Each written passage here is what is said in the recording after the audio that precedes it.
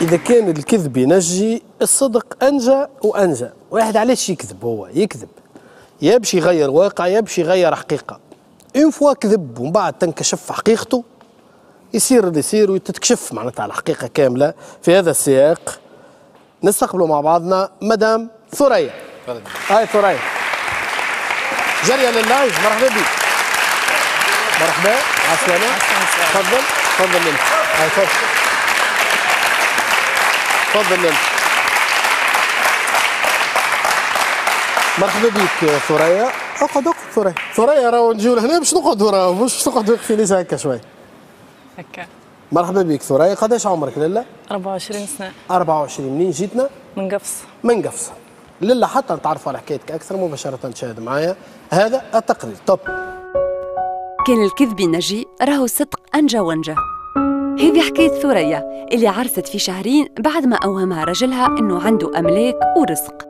وبعد العرس اكتشفت ثريا إنه رجلها كذب عليها في كل شيء، وإنه بطال وما عندوش حتى خدمة. تعبت ثريا في حياتها، خاصة إنها جابت وليد صغير ورجلها ماهوش قايم بها وديما يضربها ويوصل حتى إنه يطردها من الدار. والليلة جات ثريا لعندي ما نقولك، مستها ياسي عبد الرزاق رجلها، تحب تعرف منه علاش تخلى عليها وكذب عليها. أيوة ثريا، وين تعرفت عليه؟ نخدم في حانوت في قفصة. حانوت تاع شنو؟ بيع نتاع دهن وحصيله جا. أنا عمري ما شفته وعمري ما نعرفه. نهار 3 نوفمبر 2011 جا على أساس باش يشري مسجلة. وانت تبيع في الدهن كيفاش؟ لا يبيع في يعني دهن ومسجلات كل شيء نبيعوا فيه. شنو تبيعوا الدهن وكل شيء ولا تبيعوا؟ وكل ملاديسك وكل شينيولات. بيعوا الدنيا الكل وانت؟ اي خاطر عاملها الكتروب هنا جاي ودهن حصيله تاع باب صاحبتي الحانوت هذا قريبنا. تخدم فيه انت؟ اي. دخل السيد؟ دخل السيد عبد الرزاق هذا ما نعرفه الجمله. قال لي اختي عندك مسجلات تاع ميتشي؟ قلت له لا. كهرباء يعني. قلت له لا. رجع لي قال لي يعطيني بيع لي مسجله عاديه وشري لها البيلات هذوك. حصيل وشرى مسجله. قال لي هو ما يساش نحكي معاك. ارتحت له. قال لي راه عنا مثلا عندي راس مالي 50 مليون ما خديتوش على الطمع. انا عشت في خير وماذا بين. استنى قبل ما تاخذوا الساعه خذ من عندك المسجله ومن بعد قال لي هاو نمريك صحتي في حاجه كلمني. بقينا نحكي وقلت له راهي من سيدي عيش. الكليونات اللي يجيوك كل هكا ولا كيفاش؟ لا اول مره باش نرتاح الانسان. اول مره كليون يجي يقول لك هاو نمرو يعطيك النمر. عطاني النمر وشيت عملت له ابيل. في العشيه عملت له ابيل. انت عملت له ابيل؟ اي طلبني. انت طلبني. المفروض هو يعمل لك ابيل. طلبني حصيله بقى يحكي معي. اول ليله قال لي باش نجيب دارنا ويخطبوا. هاك اول ليله بالمسجله. ضحكت انا ضحكت من هكا ضحكت عليه وعلقته. هو حصيل ولمت من غدوه. انت قلت فدليك هاي في بالي بالعاني. قمت من غدوه عاود طلبني عدالي امه. حصيله في ظرف جمعه خطبني. خطبك في جمعه نهار 11 نوفمبر 2011 جاب دارهم وجا لدارنا. ما حبش نوافق كان كيوافقوا دارنا.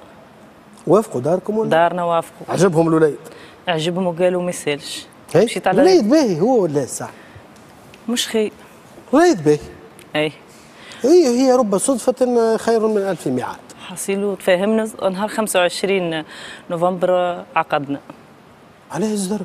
اش فما؟ اش بيها مزدروبة الحكاية؟ ما نعرفش نحس. أنت زدربت ولا هو؟ الزوز. علاش زدربت الزوز؟ ما نعرفش برشا مشاكل. أنا مشاكل. تنجوني قالوا لي ما عندوش وما عندوش. قلت لهم أنا من الآخر راني ماخذة راجل ماشني ماخذة كرهب. معقول. كلامك صحيح. تفاهمنا عقدنا نهار 25 نوفمبر. علاش زدربتوا؟ الله غالب مكتوب. ما نعرفش انا تو بيدي مشني عارفه علاش. عرفتوا بالكدا ولا؟ ما مشيتش لدارها. حبيت نمشي لدارهم ما خلانيش قال لي لا. لا سامحني جاوا دارهم في العرس ولا؟ حاضروا عمل لي عرس. ما لا عرفت انت عرفت دارهم. اي نهار 25 نوفمبر عقدنا ونهار 1/1/2012 عرسنا. باهي في شهر معناتها. في ظرف شهرين غير نهارين عرسنا. عمل لي عرسي في الصاله. عرس صفا ولا؟ اي عرس باهي معناتها. بالكدا. داركم حضروا دارهم حضروا فرحتوا. اي روحت للوتيل. قمت من غدوه مشيت لبوعمران هذه اولاد بوعمران. ما لقيتش عندهم لا مال لا ضو لا حتى شيء. مشيت لوين؟ لدار امه يعني. ايش دخل دار امه في الحكايه؟ هي مشيت غادي ما لقيتش عنده حتى شيء، وعنده قال لي راه عندي على اساس دارك غادي باش تسكن غادي؟ اي باش نسكن غادي. اي قبل ما تعرس وشري لك موبيليا وشري لك الدنيا الكل ولا؟ انا ساعدته وما شراليش. ما شراليش موبيلي. باهي مشيت معاهم لدار بوه باش تعيش غادي؟ باش نعيش غادي. ما نلقيش لا مال ضو، انا عروس ما نجمش، عقليتي ما عطنيش باش نرجع وانا عروس لدارنا. هما يسكنوا في الريف؟ في الريف، ولا مال ضو ولا حتى شيء. قال لك من الاول هكا ولا ما قالكش؟ قال لي عندي 50 راس مالي 50 مليون حاجه هكا، وعنا فهمتني؟ حصيله صبرت الربي وقعدت 17 يوم وانا عروس. دارنا ما تقبلوش. ما هما كان لي ظروفه الماديه باهيه. ولو انه ضربوه ما فيهاش ماء وضوء مش عيب، راهو انت يسكنوا في الريف الله غالب، كل قدير وقدره معناتها، فهمت؟ اما انت حاولت تتاقلم ولا؟ انا نهار 17 يوم ما نكذبش عليك طلبت مواليه عاونوني، شروا لي مشني مجهزه حتى مغرف. ما عندك شيء؟ ما عندي حتى شيء. عاونوني مواليه وكروا لي في قفص وبعت سيارتي نهار 17 يوم. اللي شراها لك هو؟ اللي شريها لي هو. هو جاب فلوس باش يشري لك الصياغه وعمل لك عرس. الموبيلي ما شراليش بموافقتي انا يعني. حصيله نهار 17 يوم مشيت كرينا في قفصه. انا مريضه بالروماتيزم، بقى يشري في الدوان تاع الروماتيزم. روماتيزم فيش؟ عندي روماتيزم في ركايبي في مفاصلي. اي. وبقى يخلص في الماء والضوء كالعاده، قال لي راه ما نجمش. سكنت 3 شهور ورجعت للولاد بوعمران دارهم غادي. اي وانا نحب لبولدي. اي. بقينا مشى طلع باسبور باش يمشي ليبيا، ما مشيش، ما صحش منها. اي مطلب يقدموا وما يحبوش يعطوا حتى خدمه. حصيله خدمت شهر ولا قداش في الفلاحه. تما مرجده صاحبتي هذه ديما تعاون فيا، خرجتني هي من السبيطار يعني كي ولدت بولدي. نهار ال40 وانا في دار باباه وزاد كالعاده لا ما لا ضوء. ظروف قاسيه. ظروف امه عندها 100 دينار وباباه ميت. 100 دينار دبدا بالحانوت. اخي انا باش ناكل معاها نوكل ولدي ما تجيش. ما تنجموش تعيشوا عائله كامله. تعبت مرمت على الاخر. نهار 40 يوم ضربني. ضربك علاش؟ ضربني وانا قبل حتى ال40 انا نافس على خاطر نقول له اخدم يمشي ما يلقاش حتى خدمه يرجع يضربني. زيد ولدي مشيت لدار بابا وانا زرقاء بكلي. قدمت قضيه. يشرب هو ولا ما يشربش؟ قدمت فيه قضيه حكموا عليه ب3 شهور حبس في العنف، في الاعتداء بالعنف. اي سقطت عليه 14 ايام خرجته وقلت لا ما نحبش نيتم ولدي. قال لي يا ثريا نحب، فهمت انا وياه، قال لي نحب نمشي نكري دار في القطار. قلت له ما يسهلش. كرينا دار في المعتمدين اللي هو يسكن فيها يعني. كرا لي دار نلقاها لا مال لا ضوء لا تواليت. كيش بيه هو عنده مشكله مع الماء والضوء؟ هو ما ندريش عليه، ما عندوش باش. مش ما عندوش باش تنكري دار فيها ماء وفيها ضوء؟ والله يا سي علاء، وهاي حومه الكواخ هذه تثبت يعني. تو انت وهو تنجموا تستحملوا، اما بيبي معاكم ولد صغير. من بعد حصيله مشى نسكن في القطار كالعاده، يخدم 3 ايام يخلص الحانوت ويبقى ولدي ناقص برشا حوايج. ضربني، هزيت روحي مشيت لدار بابا. دار بابا ما قبلونيش. جيت في دار اختي وقعدت في الليل، مره نبات في الشارع، مره نبات بحذا جارتنا، مره نبات بحذا اختي الاخرى. تعبت مرمت ما لقيتش حتى حل. هو وين؟ هو في دار بابا. طردك ولا ما طردني في ال40 وزادك تعاركت انا وياه في القطار، زاد طردني. وانت وين تو قاعده؟ انا في دار اختي، عندي شويه باش قاعده في دار. معك ولدك؟ معايا ولدي. وهو قداش ليك مريتوش؟ شوف 15 يوم في 20 يوم مره، ما ثمش حتى حاجه يعني بتثبت باش يصرف على ولدي ولا باش يجيب نمشي نتسلف، نطلع في اللواج نمشي نتسلف 20. حكيتش معاه؟ قلت له علاش كذبت علي؟ علاش اوهمتني؟ علاش قلت عندي وعندي وعندي وعندي؟ حكيت معاك من هكاك يعني. قال لي يا ثريا اسمعني، انا كون جيت من الاول وقلت لك ما عنديش راك ما قبلتنيش. انا كون جاني يكسب الابيض حتى سنين قبلاته، صارحني من الاول ما حشيش بفلوس وما حشيش حتى بشيء. لا انت من الاول بالبرانسيب نتاعك كان الراجل مش بفلوسه. انت زاد انت اخترت هكا زاد. انا اخترت في بالي عنده وقلت ما يسالش. ويعني حتى كان لقيت مثلا حتى يدخل حتى في 100 دينار مثلا في بوعمران، وين راجلي وانا انا وين راجلي وانا انا، ومن الاخر ما نحبش نيتم ولدي. قد ما نفكر يعني نعصر مخي صحيح، ربط في الحابس جرح الحاكم خايب، اما شنو ولدي ما نحبش نيتم. انت علاش جيتني؟ استدعيته هو اذا كان موجود، نحب شوف لي حل انا ولدي يكري لي ولا يتصرف ولا. لا انت علاش جيتني؟ انت علاش جيتني لعندي؟ ما نقول لك جايه طلبته هو؟ طلبته بعد ما طردك؟ بعد ما طردني. باش تحب ترجع له معناتها؟ نحب نرجع له. واضح. على كل ان شاء الله ليلى نوفق في انه اسمه راجلك عبد الرزاق. وين يسكن؟ في اولاد بوعمران. في القطار هكا؟ في القطار. على كل ان شاء الله ليلى نوفق في انه راجلك عبد الرزاق يكون موجود بحذانا في برنامج عندي ما نقول لك. الليله ثريا جات البرنامج عندي ما نقول لك كذب عليها راجلها اللي باش تاخذ وقال لها عندي وعندي وعندي وعندي وعندي وعندي. نهار العرس الاولاني جات مروحه للدار القاها سقف وقاع ما فما حتى شيء.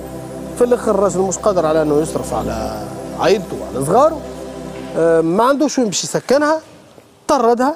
جات رغم هذايا المراه حاشتها برجلها وتحب ترجعوا الليله في برنامج عندي ما نقول لك. اللحظات الحاسمه في الاستوديو الفرعي الثاني. له مساء الخير. مساء الخير. مساء الخير. بحذايا سي عبد الرزاق، جانا من معتمديه الكتار ولايه قفصه. مرحبا بك سيدي. عايشك. قداش عمرك؟ عمري 24 سنه. معرس ولا؟ معرس. شنو تعمل في الدنيا؟ قاعد. معناتها مرتاح ما تخدمش؟ مرتاح. ربي يرزقك بالخدمه ان شاء الله. عايشك. تم شكون مستدعيك عندي ما نقول لك. شوف معايا شكون مستدعيك. تفضل.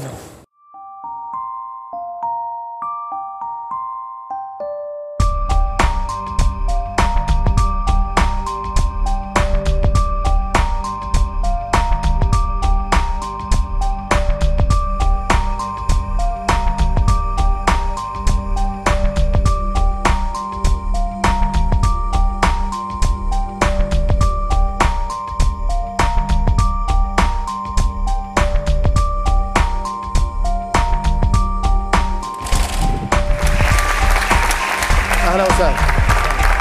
مرحبا بك. تفضل تفضل. مرحبا. مرحبا بك سي عبد الرزاق. زيد هكا شويه.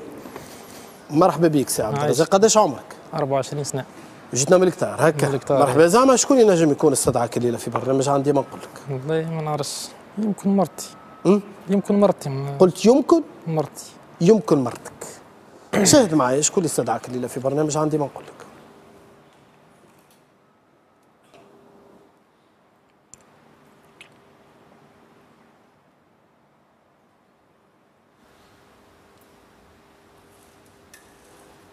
مرتي. زعما علاش؟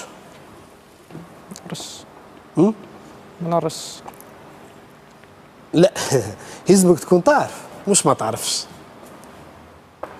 ما نعرفش. انت صفا انت ومرتك ولا مش صفا؟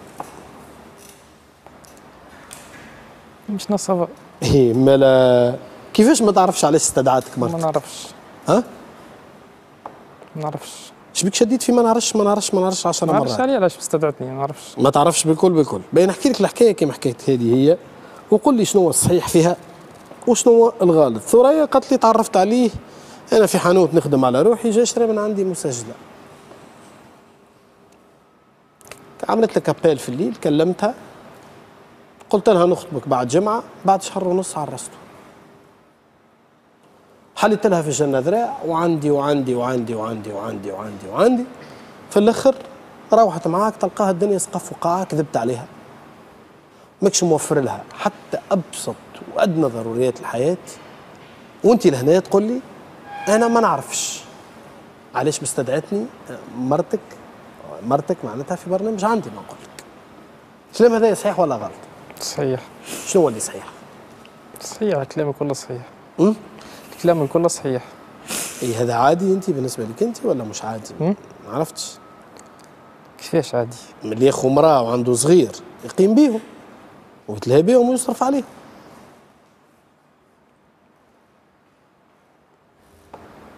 فايق ولا ماكش فايق؟ ما عنديش فلوس وما عنديش دار وما عندي حتى شيء. من تاخذ مراه وتاخذ بنات الناس هكاك هو؟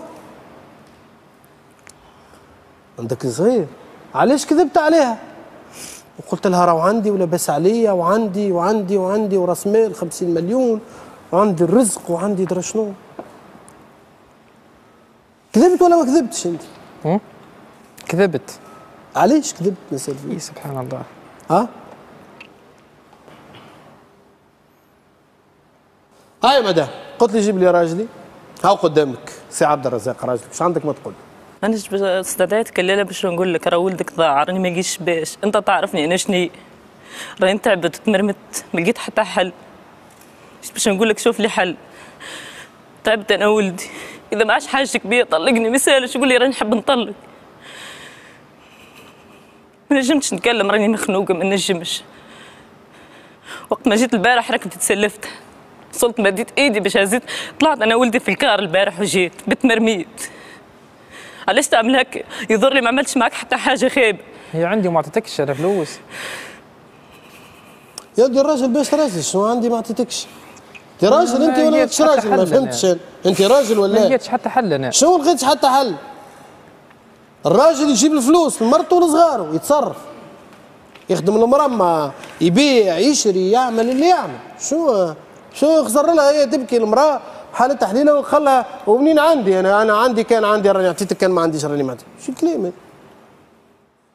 سي علاء هو يعرفني يعني انا مريضه بروماتيزم، عرفني ساعات نوصل نزحه في زون السبيطار في حاله، مرات ما نلقاش حتى باش نشري زرار، قصيت عليهم عندي 3 سنين تو، يعني عملوا لي خدم هو شهرين ولا قداش رجعت ندق فيه. قداش عمرك سما؟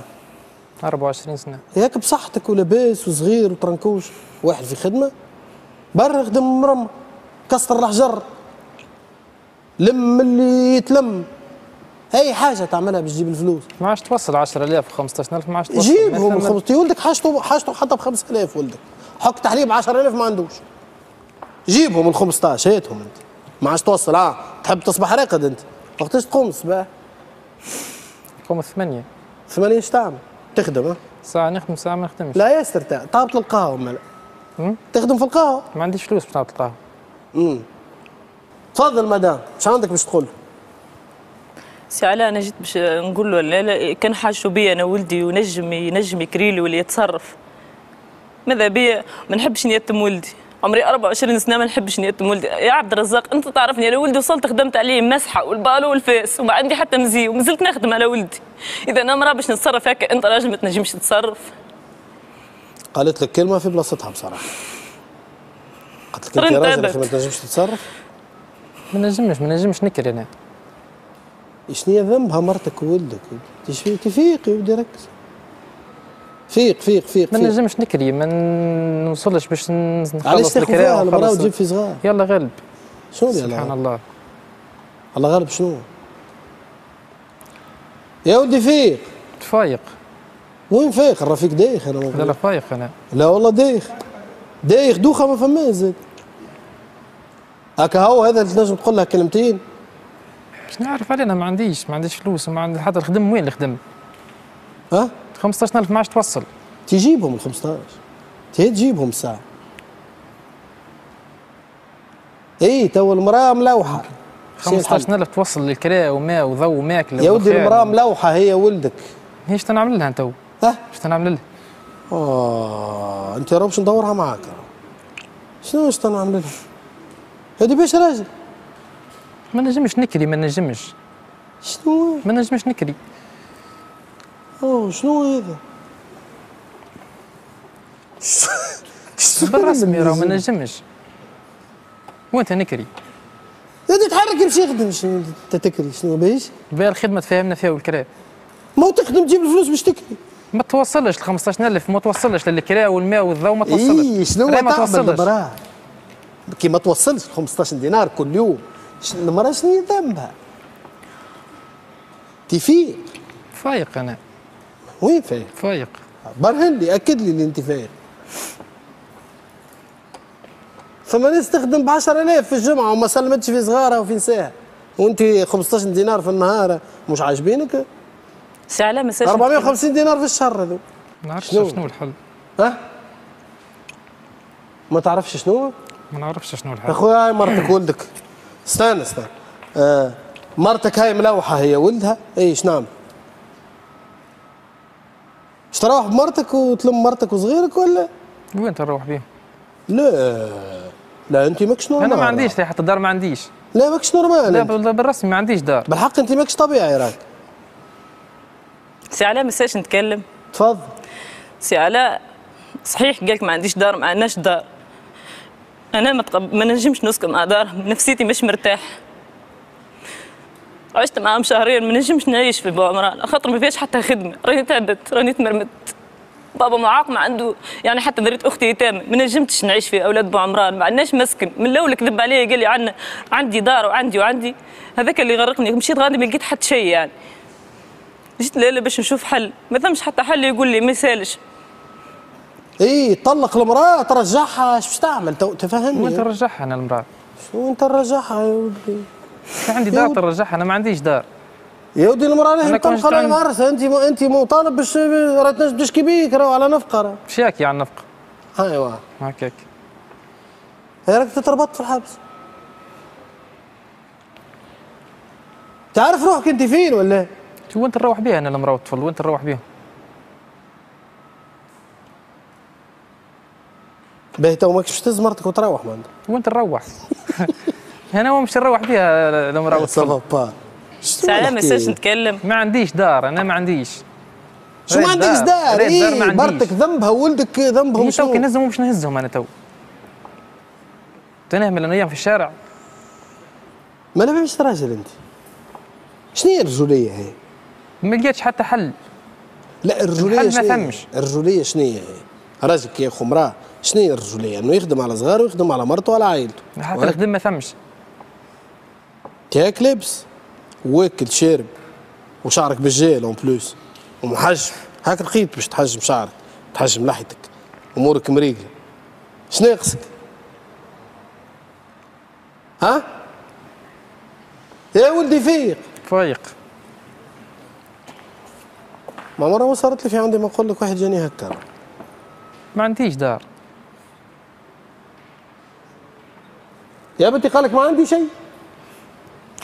سي علاء انا كما قلت لك ما عندوش مسكن، اما شنو اختي قالت لي يا ثريا هاني عندي دار يعني عطيها لي ديباناج شهرين والكراي كل نهار رسمين يطبطب عليه يقول لي راه باش نكراها، فهمتني ولا؟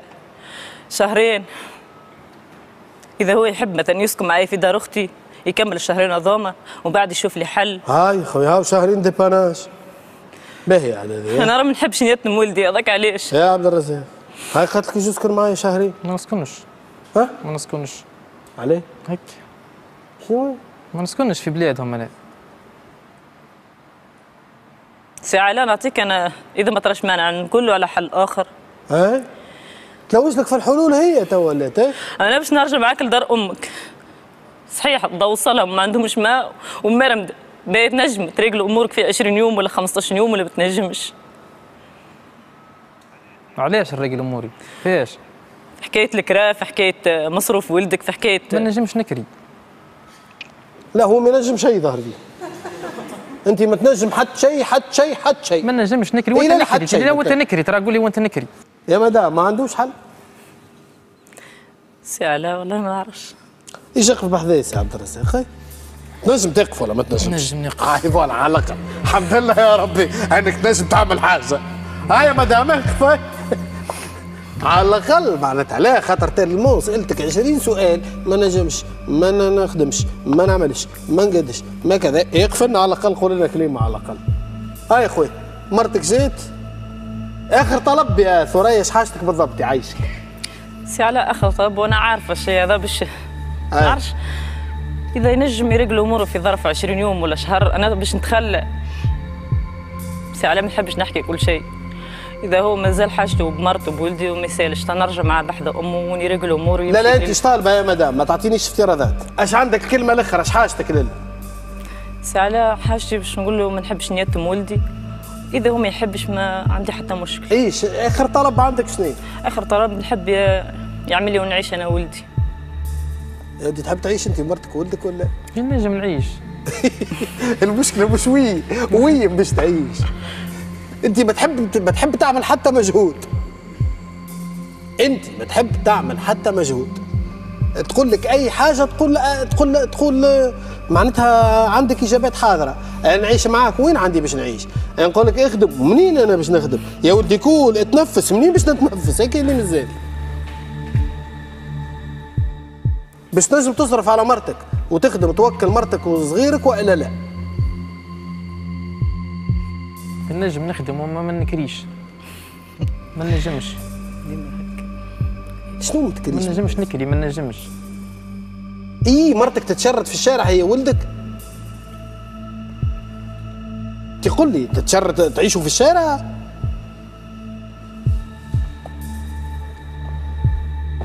ها؟ ما نوصلش راه ما نوصلش باش نكري راه ما نوصلش. باش تهز مرتك وولدك تروح بيهم يا ولدي للدار توكلهم وتشربهم وتعيشهم والا لا؟ أنا دار. دبر راسك امورك انا هدا. نسكن في الشارع. امورك مرتك جات تحب تروح بيك تروح، انت وياها تعملوا دار وتعملوا اسره وتعملوا عائله، ايه والا لا؟ نمشي نسكن في الشارع. مدام خليك تسكن في الشارع. ليس على ها؟ نكلم فيك. سي علاء عطاني ها؟ سؤال ما عنديش عليه جواب، شو نقول؟ ما عندهاش جواب، لا معناتها لا. ما عنديش رضا انا. سي علاء انا قلت له تحب باش تروح مرتك وصغيرك تعيشهم في دار ياكلوا ويشربوا نعم ام لا؟ جاوبني ايه والا لا؟ كاو خليني نقص الموضوع هذا، ايه ولا لا؟ تروح معي لدار امه. شوف امورك توكل مرتك وصغيرك، توكلهم وتشربهم وتلبسهم وتسكنهم بماهم وبضوهم بظروفهم. ما تقوليش ما نجمش، انت راجل خذيت المراه ذيك كتبت صداق باش تتكفل بها هي ولدها، ايه ولا لا؟ باهي. باهي وين مروح تو؟ ما نعرفش انا نروح وين مروح. ها؟ ما نعرفش. شو ما تعرفش؟ مروح بيهم الدار ولا لا؟ لدار امي وين نمشي؟ تروح لدار امه يا ثريا. سي علاء انا قلت له من قبل اذا يحب خليني شهر ولا 20 يوم بحذا امه يتصرف. مش شهر لا، تو هو ما نربطوش بمده، هو قال لك يا مدام تروح لدار امي. ايه ولا لا؟ اي عاد ما نبداوش تو. سي علاء احكي معاه قول له يا اخي باش تخدم ولا لا؟ قال لك ما عنديش خدمه تو. يتصرف مثلا في اي خدمه، يحاول. دبر خدمه. قلت له قد يحذى امي وانا نخدم، نخرج نخدم. ها؟ خاطري سي علاء اذا ما ترش مانع. مرة فات قداش مرة يقول لي برا لدار امي نبقى غادي بالعشيه وما يخدمش. ما يخدمش. يا ودي حاجتك بها المراه هذه انت ولدك ولا؟ ما فهمتش اش تحكي انا. ها؟ ما فهمتش اش تحكي تو. ليه؟ انت تو ما فهمتش اش تحكي؟ ما فهمتش يا اخي، كل مرة تجيب كلمة من ترعويل. نتاع؟ يا ودي انت اللي اش تحكي؟ سؤالي لك، يفتح هذا الستار تروح بمرتك لدار امك وتتعهد انك يا خويا تصرف عليها، تدخل لها ماء، تدخل لها ضوء، وتعمل اللي تعمل. سؤالي ليك يا عبد الرزاق، يفتح هذا الستار تروح انت ومرتك تتكفل بها، تصرف عليها، تخدم، كمان عندك صغير، لا فما لا ماء لا ضوء، بربي صغير كيفاش باش يشرب بيبرون؟ لا فما الضوء ما فماش. فما الضوء. ها فما الضوء يا مدام، علاش سي علاء قلت لك قبيله راه وصلهم يعني الضوء، اما المال تو ما عندوش. ها وصل الجمعه هذه، وصل هاي ارتحنا، وصل عنده 3 شهور الضوء. هاي الحمد لله. تروح اخويا ولا ما تروحش؟ فهمنا؟ يفتح هذا الستار تزم مرتك وتروح، يفتح الستار.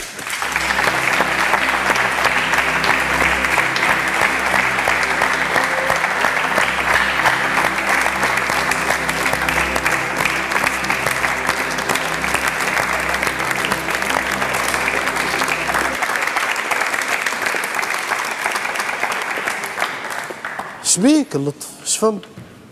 ماشي سهل. شبيك انت؟ اقعد. فما مشكله فيكم الزوز راه. تعرفوها شنو هي المشكله؟ انا سكيل باري ماكمش عارفين رواحكم معرسين ولا؟ 2 ظهر فيكم ما تحكيوش مع بعضكم. 3 انت ماكش فهمته وهو مش فاهمك. سي على خاطر عرسنا عرس بالزرب، هذاك علاش. علاش تزرب انت؟ سالتك انا من الاول. مكتوب. قلت لك علاش تزرب؟ اغزروا له كيفاش؟ بوز بلاستيك عملها ما يتحركش. يضحك. الحمد لله.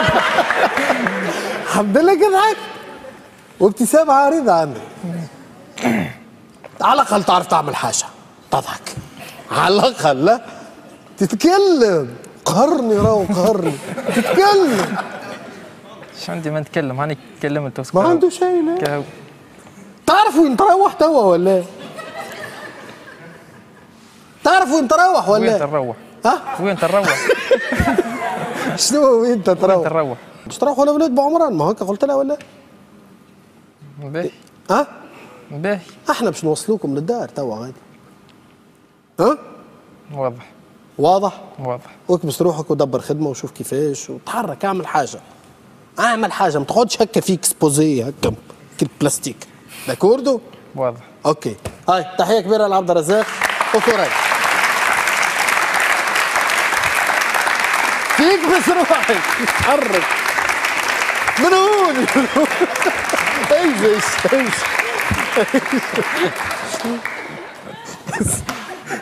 يا ودي لا مش عادي هذا اجا خلصتك هنا دعايه كبيره ليه مره مش عادي. لا هو فما مشكله كبيره. هو من خلال الحكايه نتاع ثريا وعبد الرزاق يبدو لي الزوز ما عندهمش حتى ادنى تجربه في الحياه ولا معناتها صفر تجربه في الحياه. زوز تخبطوا في بعضهم في شهر ونص عرسوا مش عارف الراجل مش عارف وين يروح اصلا مش عارف اللي هو عنده صغير وعنده اولاد وعنده وليد معناتها وعنده امراه وعنده التزام. نقول له تخدم منين باش نجيبها الخدمه؟ نقول له يا ودي اكري منين باش نكري انا؟ نقول له يا ودي كذا معناتها غير قادر الراجل على انه هي الغلطه مش غلطتهم هما، غلطه الزوز عائلات، غلطه العائله الاولى اللي اعطت بنتهم وغلطه الوليد اللي دارهم خلاوه ياخذ امراه من غير ما يكون يخدم من غير ما يكون واعي. زوز وليدات عمرهم 21 22 سنه حتى يقيموا بروحهم باش يقيموا بعائله. على كل الليله خذينا النموذج هذايا حتى الناس تتعرف على حكايه كيما هكايا باش راهو العرس مش لعبه وماهوش تفدليكه، العرس التزام ومسؤوليه. مشاهده طيبه للجميع.